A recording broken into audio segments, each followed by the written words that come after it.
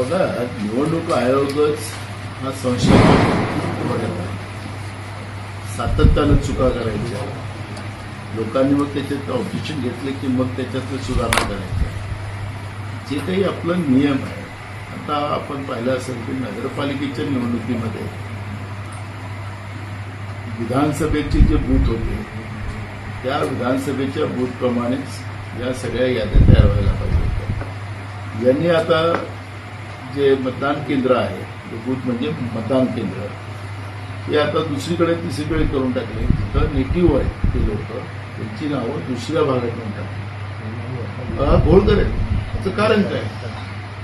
आणि निवडणूक आयोग हा ज्या पद्धतीनं भाजपचा बावला म्हणूनच ते काम करायचं असेल, त्यांना हा लोकशाहीचं एक प्रकारचं खून करायचं काम ते करतात.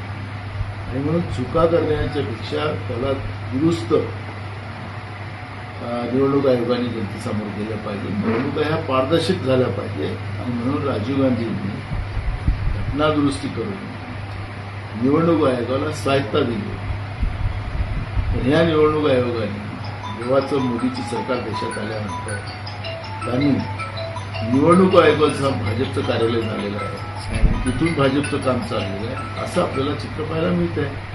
आणि म्हणून जे आता जिल्हाधिकाऱ्याला सूचना दिल्या, या जिल्हाधिकाऱ्याच्या सूचना दिल्या त्याच्यात ते किती सुधारली, कारण की त्याचा वेळ चालला गेला. 13 तारीख लास्ट डेट होती दुरुस्त करण्यामध्ये.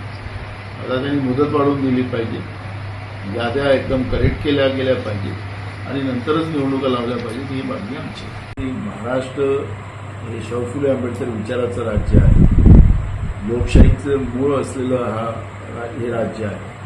त्यामुळे सर्वपक्षीय लोकांनी निवडणूक आयोगाकडे जायचं आणि निवडणूक आयोगाला या पद्धतीचा जो घोळ चाललेला आहे, मतदार याद्यात असेल की मशीन्समध्ये असेल, त्याच्या जागी या निवडणुका पायलटवर घ्याव्या ही विनंती करायसाठी राज्यातल्या सगळ्या पक्षांच्या नेत्यांनी सोबत जायला पाहिजे होतं. पण बीजेपी तिथं गेली नाही, तिच्यामध्ये शरद पवार अजित पवारांची राष्ट्रवादी गेली नाही, एकनाथ शिंदेची शिवसेना गेली नाही आणि पण त्याच्यात राज ठाकरे आले.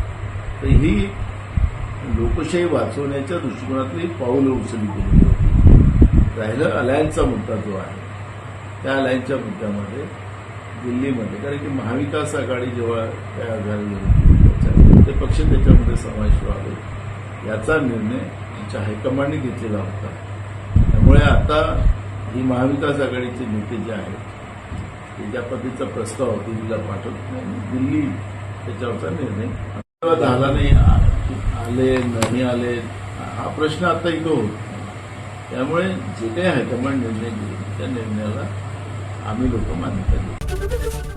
एबीपी माझा, उघडा डोळे बघा नीट.